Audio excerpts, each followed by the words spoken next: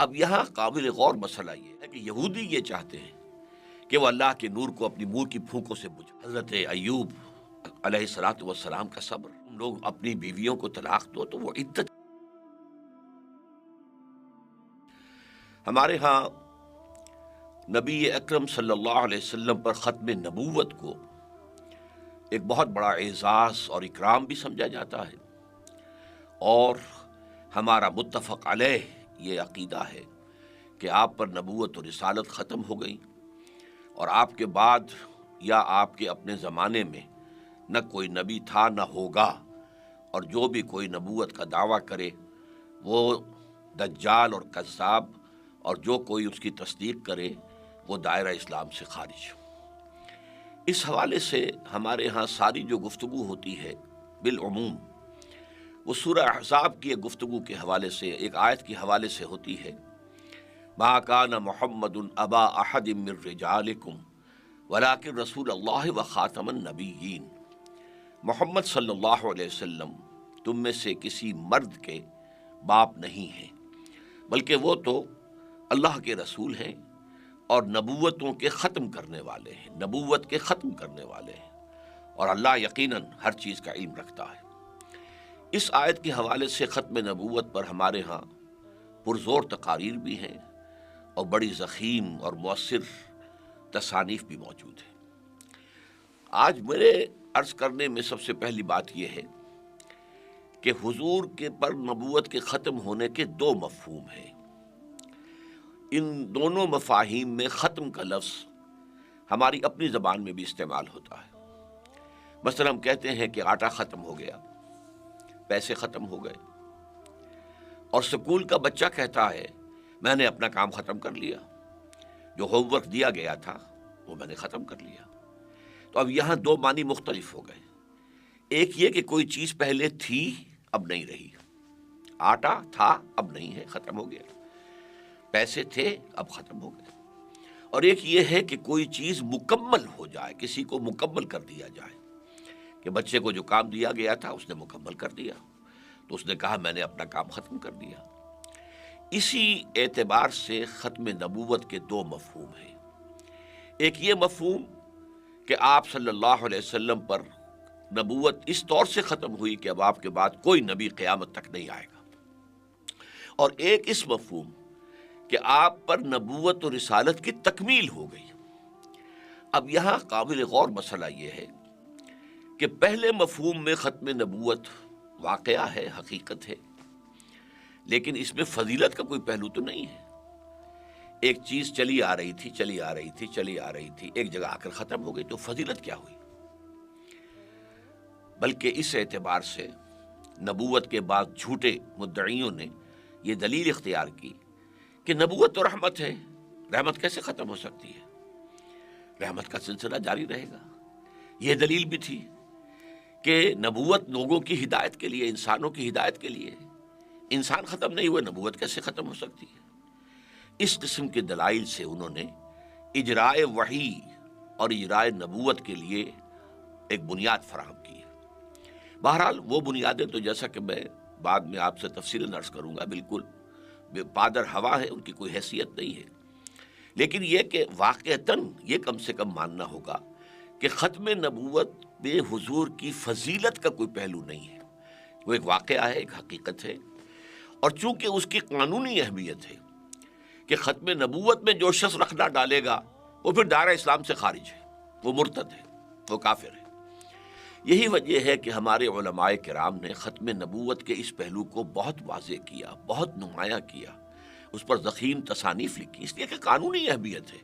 کوئی شخص مسلمان رہا یا نہیں رہا، کوئی شخص دائرہ اسلام میں ہے یا خارج ہو گیا ہے، تو لہٰذا جو ہمارے فقہاء ہیں جن کے پیش نظر زیادہ تر جو دین کا قانونی پہلو ہے وہ رہتا ہے، انہوں نے اس کو خوب اجاگر کیا، اور اتنا اجاگر کیا، اور اتنا واضح کیا، اور اتنا مبرہن کیا کہ اس پر اب کوئی اضافہ نہیں کیا جا سکتا۔ البتہ اس کا ایک نتیجہ یہ نکلا کہ جو ختم نبوت کا دوسرا مفہوم ہے وہ نگاہوں سے اوجھل رہا ہے، یا کم سے کم اس پر جو مناسب ایمفیسس ہونا چاہیے، جو تاکید اور زور ہونا چاہیے تھا، وہ ہمارے ہاں نہیں ہوا۔ حالانکہ واقعہ یہ ہے کہ آپ کی فضیلت کی اصل بنیاد کیا ہے کہ آپ پر نبوت اور رسالت کی تکمیل ہو گئی۔ یہی وجہ ہے کہ عام طور پر ختم نبوت کی تقاریر میں صرف سورہ احزاب کی وہ آیت استعمال ہوتی ہے، حالانکہ ختم نبوت کے لیے میرے نزدیک جو اس سے زیادہ بڑی دلیل ہے وہ انشاءاللہ اس سلسلہ خطابات کے اندر آپ کے سامنے آئے گی، لیکن میں یہاں آپ کے سامنے یہ چیز لے آنا چاہتا ہوں کہ یہ اکمال اور تکمیل اور اتمام اور تتمیم، یہ عربی کے دو الفاظ جو ہیں، اکمال مکمل کر دینا، تکمیل اور زور سے مکمل کر دینا، اتمام پورا کر دینا، تتمیم پورے اہتمام سے پورا کر دینا، تو یہ دونوں الفاظ نبی اکرم صلی اللہ علیہ وسلم کے ضمن میں قرآن حکیم میں بہت کثرت سے آئے۔ مثال کے طور پر دیکھیے، سورہ مائدہ میں فرمایا الیوم اکملت لکم دینکم، اکمال، آج کے دن ہم نے تمہارے دین کو تمہارے لیے کامل کر دیا، واتممت علیکم نعمتی، اور اتمام کر دیا تم پر اپنی نعمت کا، ورضیت لکم اسلام دینا، اور اب ہمیشہ کے لیے تا قیام قیامت میں نے تمہارے لیے پسند کر لیا ہے دین اسلام کو۔ اب یہاں دیکھیے اکمال، اتمام، الیوم اکملت لکم دینکم، آج کے دن میں نے تمہارا دین تمہارے لیے تم پر کامل کر دیا، اور نعمت ہدایت، یہاں پہ لفظ نعمت آیا ہے، اتممت علیکم نعمتی، لیکن نعمت سے مراد اصل میں کیا ہے؟ ہدایت۔ اس لیے کہ اچھی طرح سمجھ لیجئے کہ دنیا کی کوئی شے نعمت نہیں ہے جنہیں ہم نعمتیں سمجھتے ہیں جبکہ نعمت ہدایت موجود نہ ہو۔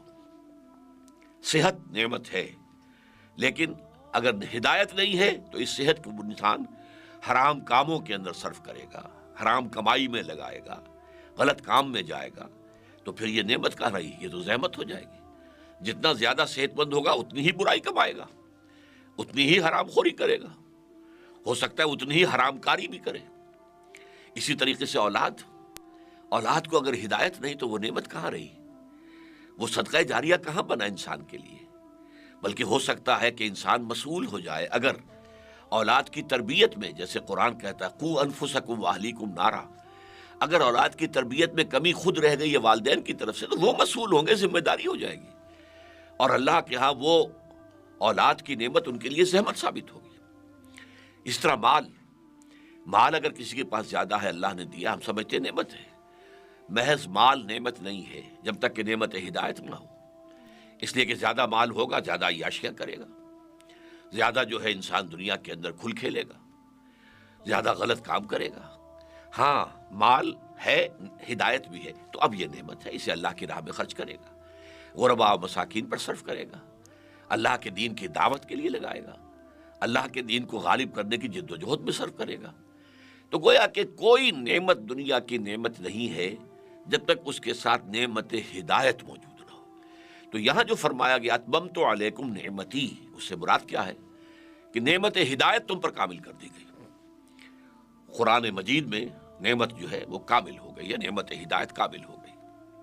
اچھا میں دوسری آیت کا حوالہ دوں، سورہ صف میں فرمایا یریدون لیطفئوا نور اللہ بافواہہم واللہ متم نورہ ولو کرہ الکافرون۔ اب دیکھیے یہاں تتمیم آ گیا، تتمیم، متم، پورا کرنے والا، یہ لوگ چاہتے ہیں، اور یہ مضمون دو جگہ پر آیا ہے، سورہ صف میں بھی اور سورہ توبہ میں بھی، اور دونوں جگہ اس سے پہلے یہود کا ذکر ہے۔ مراد کیا ہے کہ یہودی یہ چاہتے ہیں کہ وہ اللہ کے نور کو اپنی منہ کی پھونکوں سے بجھا دیں، جیسے مولانا ظفر علی خان نے کہا تھا کہ نور خدا ہے کفر کی حرکت پہ خندزن، پھونکوں سے یہ چراغ بجھایا نہ جائے گا۔ یریدون لیطفئوا نور اللہ بافواہہم واللہ متم نورہ، اور یہ تاکید ہے بہت، یہ نہیں کہا واللہ یتم نورہ، نہیں، اس لیے کہ وہ تو ایک فعل ہو جائے گا، یہاں فاعل، اللہ تو اپنے نور کا اتمام فرمانے والا ہے، فرما کر رہے گا، ولو کرہ الکافرون، چاہے یہ کافروں کو کتنا ہی ناپسند ہو۔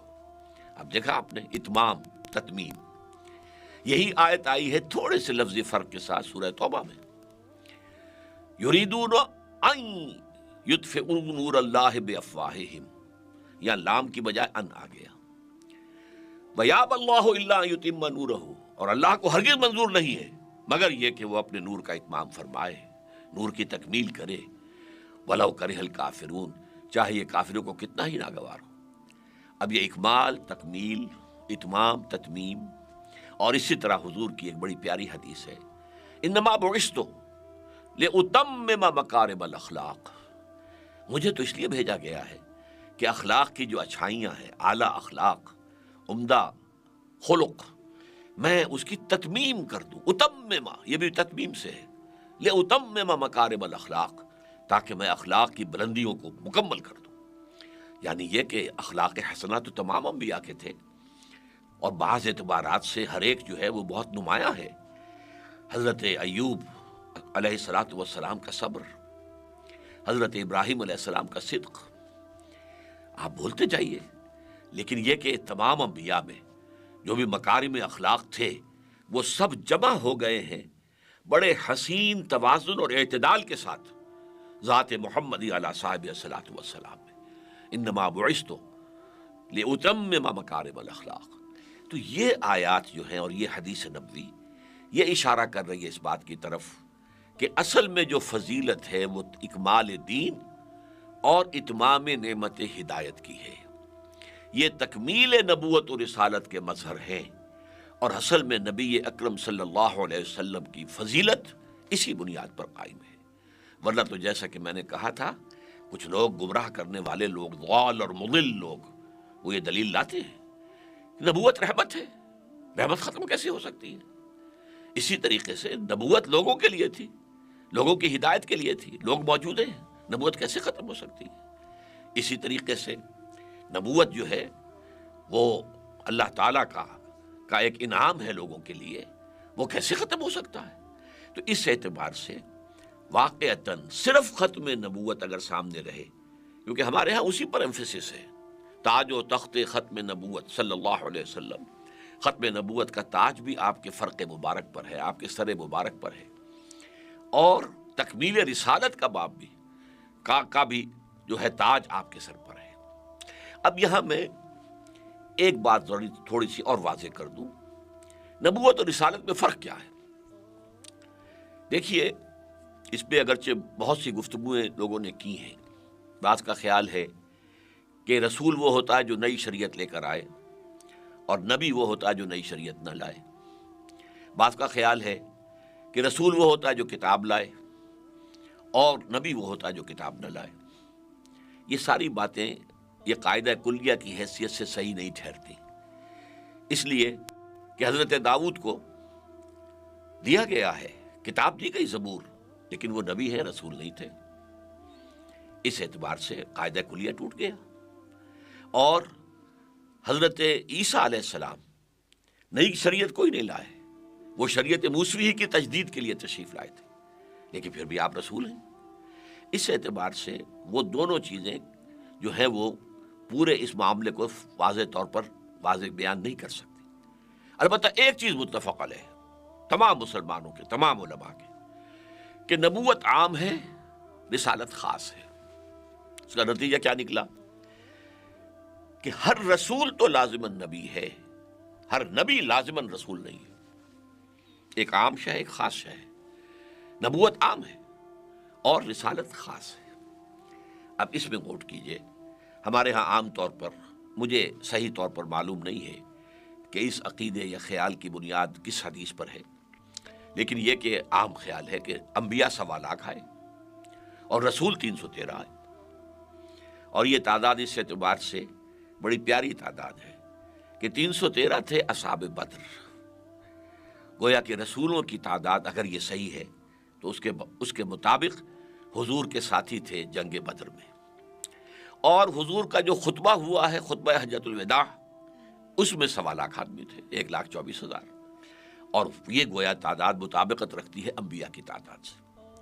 بہرحال اب آپ سوچئے کہ جو شخص نبی بھی ہے، رسول بھی ہے، جیسے کہ محمد رسول اللہ، قرآن میں آپ کو یہ بھی کہا گیا، یا ایھا النبی لما تحرم ما احل اللہ لک تبتغی مرضات ازواجک، اے نبی آپ کیوں حرام ٹھہرا رہے ہیں اپنے اوپر وہ شے جو اللہ نے حلال کی ہے اپنی بیویوں کی رضا جوئی کے لیے۔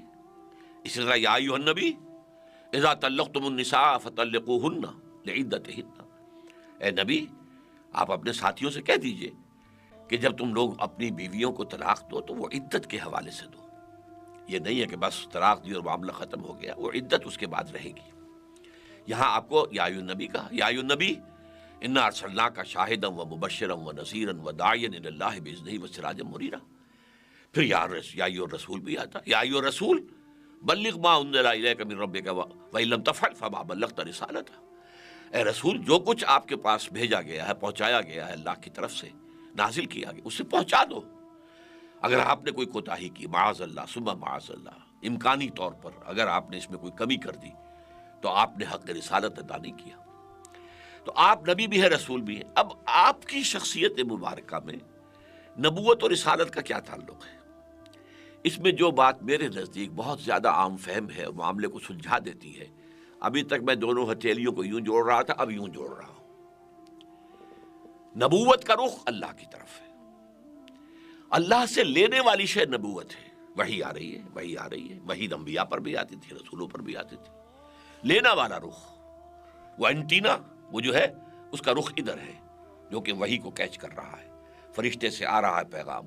اور یہ رخ دینے والا ہے، پہنچانے والا ہے. اسی لیے جاؤ. آپ کو معلوم ہے کہ کوہ حرا پر بھی حضور کو نبوت تو عطا کی گئی. نبوت تو آپ کی پیدائشی آپ نبی تھے، عالم ارواح بھی نبی تھے، لیکن نبوت ظاہر ہوئی. لیکن رسالت ابھی شروع نہیں ہوئی. رسالت شروع ہوئی جب آپ کو یہ حکم آ گیا کہ یا ایھا المدثر قم فانذر وربک فکبر. اے لحاف میں لپٹ کر لیٹنے والے صلی اللہ علیہ وسلم، کھڑے ہو جاؤ، کمر کس لو اور لوگوں کو خبردار کرو کہ مرنے کے بعد اللہ کے حضور میں اپنے خالق اور مالک اور پروردگار کے حضور میں پیش ہونا ہوگا، جواب دہی ہوگی. اور اے نبی، اللہ کی کبریائی کا اعلان کرو، اللہ کی کبریائی کو دنیا میں قائم کرو. یہ رسالت ہے. تو گویا کہ جب کہ سورہ علق کی ابتدائی 5 آیات نازل ہوئیں تو یہ آغاز ظہور نبوت تھا. ابتدائی نبوت نہیں، پھر نوٹ کر لیجئے. نبی پیدائشی نبی ہوتا ہے، لیکن ظہور ہوتا ہے اس کا. جیسے آم کا درخت آم ہی کا ہے، پودا بھی تھا تو آم ہی کا تھا، ایک وقت میں وہ درخت میچور ہوتا ہے، اس پر آم لگتا ہے. اسی طریقے سے حضور اگرچہ عالم ارواح میں بھی نبی تھے اور اس کے بعد آپ پیدا ہوتے ہی نبی تھے، لیکن نبوت کا ظہور کب ہوا؟ جب یہ آیات نازل ہوئی. لیکن رسالت یا ایھا المدثر قم فانذر وربک فکبر. تو اس اعتبار سے اب ہم غور کریں گے کہ اس پہلو سے نبوت کی تکمیل کے کیا مظہر ہیں. حضور پر نبوت بھی کامل ہوئی، رسالت بھی کامل ہوئی، یہ دونوں حصے کامل ہو گئے. تو اس پہلو سے نبوت کے اعتبار سے تکمیل نبوت کے کیا مظہر ہیں، کیا اس کے اساسات ہیں، کیا بنیادیں ہیں. اور اس پہلو سے یعنی رسالت کے اعتبار سے آپ پر تکمیل رسالت کے کیا مظہر ہیں، یہ میں آپ سے تفصیلاً انشاءاللہ تعالی ان خطابات کے اندر گفتگو کروں گا. اور یہ میں آپ سے عرض کر دوں کہ ختم نبوت پر اصل دلیل یہ ہے.